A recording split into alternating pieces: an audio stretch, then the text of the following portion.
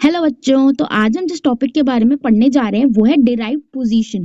तो derived position from line, ठीक है। तो आज हम इसके बारे में अच्छे से पढ़ेंगे। तो सबसे पहले हम लाइन पोजीशन के बारे में जानते हैं। तो हमें पता है कि जैसे हमारे पास 5 फंडामेंटल या फिर स्टार्टिंग पोजीशंस होती हैं, ठीक है। उसमें से जो लाइन पोजीशन होती है बच्चों, मतलब कि सीधा लेटना, वो सबसे इजी होती है, सबसे कंफर्टेबल पोजीशन होती है आपके लिए। इस पोजीशन को हम कहते हैं सुपाइन लाइन पोजीशन, ठीक है।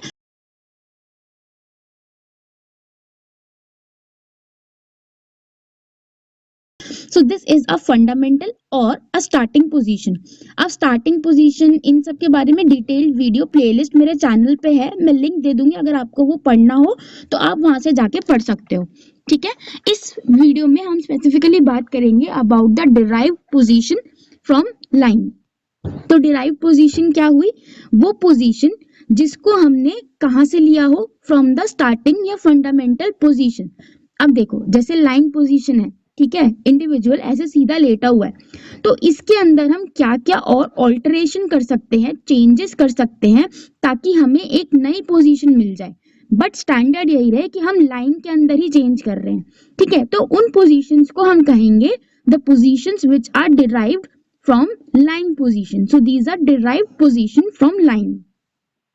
तो इसमें से बच्चों हम ये सारी पोजीशंस डिराइव कर सकते हैं। Crook lying with pelvis lifted, half lying, side lying, sit lying, prone lying and leg prone lying, ठीक है। अब इनके बारे में हम एक एक करके अच्छे से पढ़ेंगे।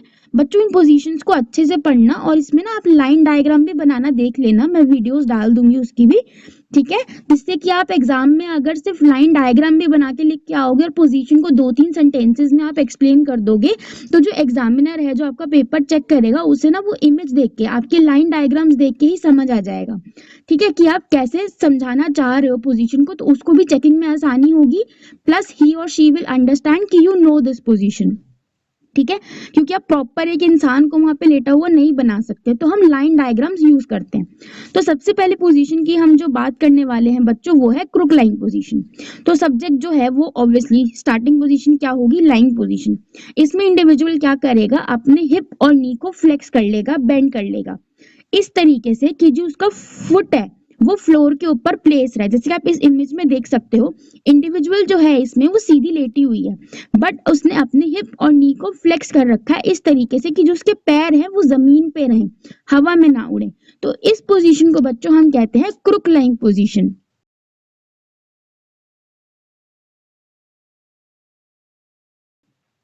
तो इसमें ना बहुत लिटिल मसल वर्क रिक्वायर होता है, ठीक है। और रिक्वायर होता भी है तो किसका होता है, from the adductors and medial rotators of the hip.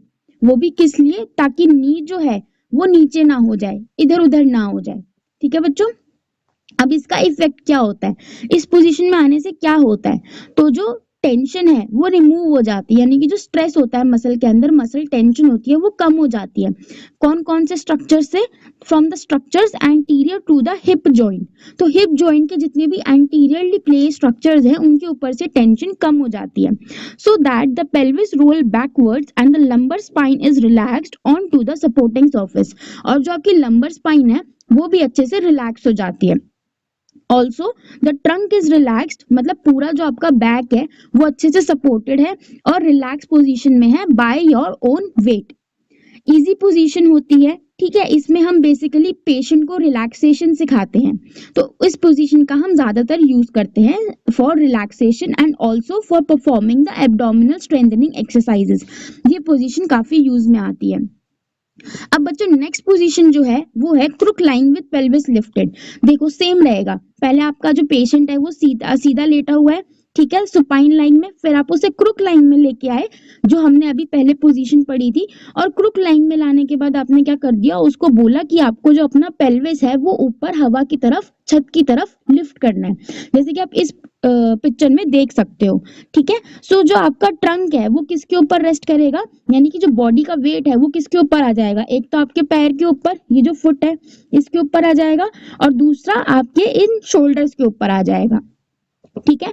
अब बच्चों ये जो आपका पेल्विस उठना चाहिए ना, ये इन लाइन होना चाहिए विद योर थाई, यानी कि ये एक लाइन में ही आना चाहिए, ये नहीं थाई यहाँ पे है और पेल्विस आपका यहाँ पे है, दैट इज रॉन्ग। ठीक है, so a firm pillow may be used to support the buttocks और the extensors of the hip may work to hold the position. अगर बहुत बिगनर है, उससे ये पोजीशन अडॉप्ट नहीं की जा रही, तो हम नीचे एक पिलो भी प्लेस कर सकते हैं ताकि उसको थोड़ा आसानी रहे वो पोजीशन अचीव करने में, और ग्रेजुअली हम वो पिलो का सपोर्ट हटाते रहेंगे वहां से।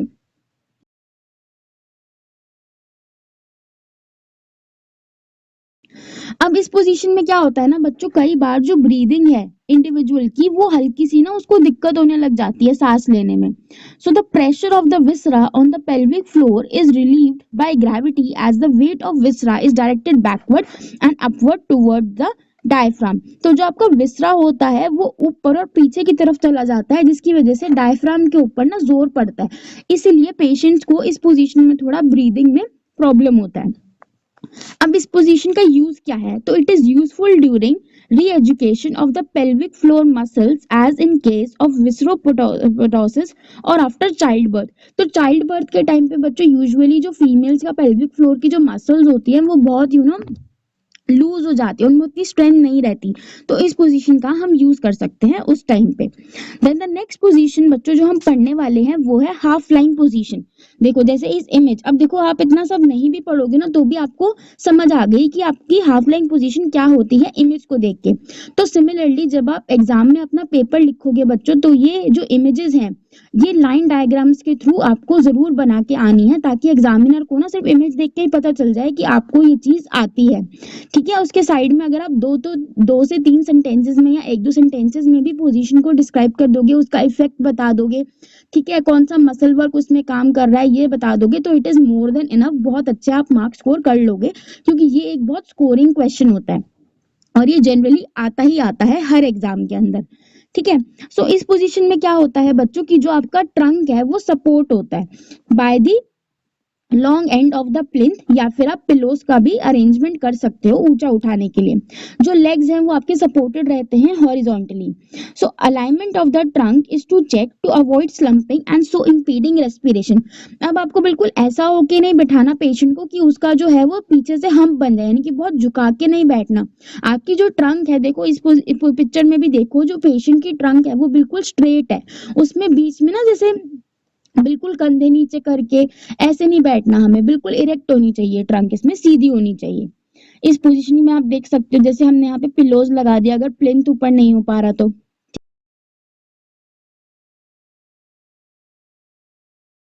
ठीक है, इसमें क्या होता है बॉडी रिलैक्स रहती है पहला, और दूसरा कंफर्टेबल पोजीशन है बहुत। जो यूजुअली थोड़े वीक और एल्डरली होते हैं उनके लिए पोजीशन अच्छी रहती है, क्योंकि इसमें ब्रीदिंग भी ना आसान हो जाती है as compare to lying position. तो अगर किसी पेशेंट को ब्रीदिंग में प्रॉब्लम है तो आप इस पोजीशन में लाके उनको एक्सरसाइजेस करवा सकते हो आसानी से, क्योंकि इसमें ना बाकी सारे बॉडी पार्ट्स की भी मूवमेंट बहुत अच्छे से हो जाती है। ठीक है, it is a useful position for ward exercises and in treatment of many chest condition. ठीक है, जैसे अगर आपको पोस्टरल ड्रेनेज दे रहे हो आप, ठीक है, तो उसमें तो अलग अलग पोजीशन हो जाती है। तो अगर आपको मान लो परकशन करना है, वाइब्रेशन करना है, शेकिंग करना है, ठीक है, ये सारी चेस्ट क्लियरेंस टेक्निक जो होती हैं जो हम यूज करते हैं, तो आप इस पोजीशन के अंदर बहुत अच्छे से वो दे सकते हो। So it is a very useful position. Then the next position बच्चों is the prone lying position, यानी कि जो पेशेंट है वो उल्टा लेटा हुआ है। ठीक है, the body is supported anteriorly on the plinth और द फ्लोर, और जो इसमें फेस है वो डाउनवर्ड रहता है in the prone lying position.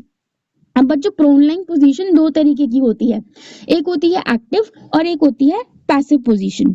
So active position में क्या होता है, जो हेड है वो स्लाइटली रेज होता है फ्रॉम द सपोर्टिंग सरफेस, जो शोल्डर है वो थोड़े बैकवर्ड हो जाते हैं, क्योंकि आप ऑब्वियसली अपना हेड रेज करोगे तो शोल्डर थोड़े पीछे की तरफ को जाएंगे। जो हील्स हैं वो साथ में रहती हैं बिल्कुल। सो इस पोजीशन को हम यूज करते हैं as a static holding for posture training और prior to exercises. Relax position में क्या होगा कि जो पेशेंट का सर है लेटा तो वो उल्टा ही होगा, बट जो हेड है वो एक तरफ मुड़ा हुआ होगा या फिर हैंड्स के ऊपर रेस्ट कर रहा होगा फॉर कंफर्ट। टेंशन में भी। अब इसमें भी देखो रिलैक्स पोजीशन है तो हमारा मकसद क्या है कि हम पेशेंट को रिलैक्सेशन प्रोवाइड करवाएं, ठीक है। तो हमें जितनी भी टेंशन है पेशेंट की बॉडी में मसल्स के अंदर वो रिलीव करनी होती है। तो उसके लिए हम एक पिलो भी यूज कर सकते हैं अंडर द एब्डोमेन, और एक दूसरा पिलो जो कि उसके लोअर लेग के नीचे आ जाए, जिससे कि क्या होगा, हिप और नी जॉइंट जो है वो स्लाइटली फ्लेक्स्ड रहेंगे, जिसकी वजह से जो मसल्स के अंदर टेंशन है वो और रिलीव हो जाएगी और पेशेंट को ना और भी रिलैक्स्ड फील होगा। अब डिपेंडिंग कि आप पेशेंट को क्या करवाना चाहते हो, कौन सी पोजीशन में लाना चाहते हो, उस हिसाब से आप एक्टिव प्रोन लाइन पोजीशन या फिर relax prone lying position use कर सकते हो depending upon your patient needs. अब इसके अंदर बच्चों मसल वर्क की बात करें तो एक्टिव पोजीशन के अंदर देखो pre and post vertebral neck muscles काम करते हैं, क्योंकि आपके हेड पोजीशन को मेंटेन करना होगा, क्योंकि हेड तो ऊपर उठा हुआ है प्लेन से या टेबल से, ठीक है। तो हमारे pre and post vertebral neck muscles काम करते हैं। स्कैपुला के रिट्रैक्टर्स और डिप्रेसर्स काम करते हैं। हिप्स के लेटरल रोटेटर काम करते हैं, जिससे कि जो हील्स हैं वो साथ में रहें इन द एक्टिव पोजीशन। तो ये सारा मसल वर्क जो है बच्चों वो एक्टिव प्रोन पोजीशन में आपका यूज होगा। दूसरा इसके इफेक्ट्स की बात अगर हम करें तो ब्रीदिंग क्या होता है, समवॉट रिस्ट्रिक्टेड होती है। जिनको भी बहुत ज्यादा चेस्ट में कॉम्प्लिकेशंस हैं या फिर जिनको सांस लेने में बहुत दिक्कत आती है, तो हम अवॉइड करते हैं कि जो प्रोनलाइन पोजीशन है उसमें वो ना आए, क्योंकि आपका जो चेस्ट का वेट है, एब्डोमेन का वेट है, उसी से जो आपकी ब्रीदिंग है उसमें थोड़ा हैम्पर होने लग जाता है। इसलिए active prone lying position helps to relieve the weight from the spine and it tends to elongate and strengthen. अब देखो जो वेट है, जब हम इस पोजीशन में आते हैं ना उल्टे होने की पोजीशन में, तो जो आपकी रीढ़ की हड्डी होती है यानी कि जो आपकी स्पाइन है उसके ऊपर से वेट हट जाता है और ये थोड़ी स्ट्रेंथन और इलोंगेट भी हो जाती है। It is usually comfortable for young and slim people, ये वाली पोजीशन। नेक्स्ट पोजीशन है बच्चों हमारी लेग प्रोन लाइन पोजीशन। तो पेशेंट जो है वो एक हाई प्लेन के ऊपर है, जो उसके लेग्स है ना वो सपोर्टेड है, ठीक है। और जो उसका आगे का शरीर है, यानी कि देखो मैं आपको इमेज से दिखाती हूँ इस तरीके से, यानी कि जो उसका ट्रंक वाला पोर्शन वाला पार्ट है वो टेबल के एंड से बाहर निकला हुआ है, और यहाँ पे जो आपने उसके पैर हैं वो स्ट्रैप से या फिर थेरेपिस्ट अपने हैंड से स्टेबलाइज कर देता है, but ideally we should use a strap.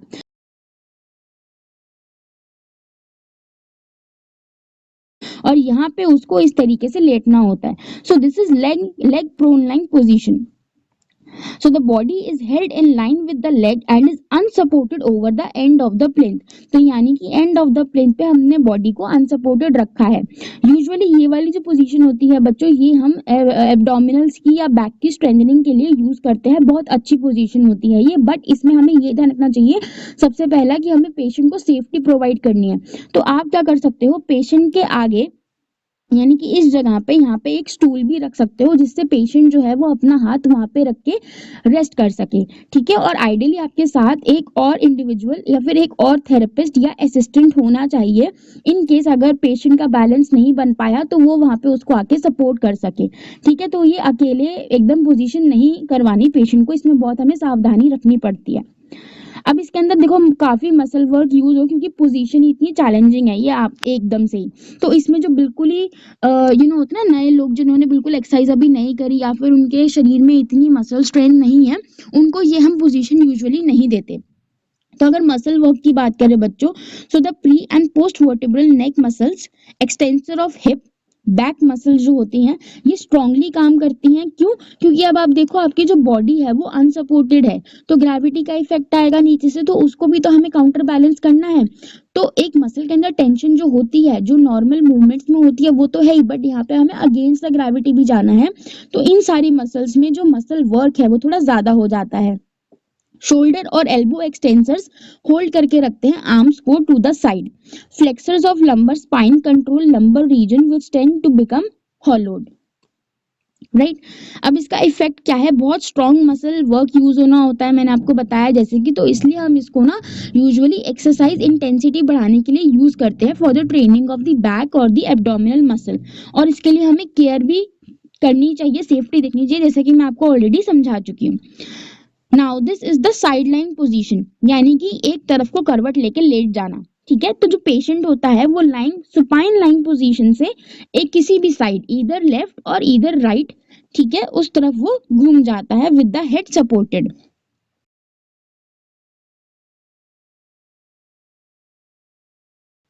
तो बच्चों ये वाली जो पोजीशन होती है ना, साइडलाइन पोजीशन, ये बहुत, इसके अंदर बहुत सारी वेरिएशंस आप देख सकते हो, जैसे कि मैंने आपको इमेजेस में यहाँ पे दिखाया है। तो जिस इंडिविजुअल का जो पर्पस होता है, या फिर एज अ थेरेपिस्ट अगर आपको पेशेंट को कुछ भी पोजीशन ऐसी अटेंड करानी है डिपेंडिंग अपॉन हिज नीड्स और the goals of your treatment, तो आप उस हिसाब से ये पोजीशन जो है वो वेरी कर सकते हो। Then the last position is the sit lying position. इसके अंदर बच्चों क्या होता है, ये देखो, ये बिल्कुल अपोजिट है इस वाली पोजीशन के, which is the leg prone lying position. इस पे हमने अपर ट्रंक और हेड को बाहर निकाला था। सिट लाइंग पोजीशन में क्या होता है, आप अपना जो नीज वाला हिस्सा है उसको बाहर निकाल देते हो। फर्क इतना है कि आपकी जो नीज है यहाँ पे वो बेंड होती है और हैंग कर रही होती है फ्रीली, ठीक है, over the end of the plinth. तो इसमें टेंडेंसी होती है क्या कि जो आपका लंबर रीजन है, for the lumbar region to extend owing to tension of the hip flexors. तो इस चीज का हमें ध्यान रखना होता है इस वाली पोजीशन के अंदर। So this is all about the right position बच्चों from lying. If you have any doubt you can ask me in the comments also. जितनी भी स्टार्टिंग पोजीशंस हैं उनके लिए मैंने एक प्लेलिस्ट बना रखी है और उसमें मैंने क्लियर भी कर रखा है difference between the starting and the derived position. तो आप वहां पे जाके ये वीडियो देख सकते हो। Thank you.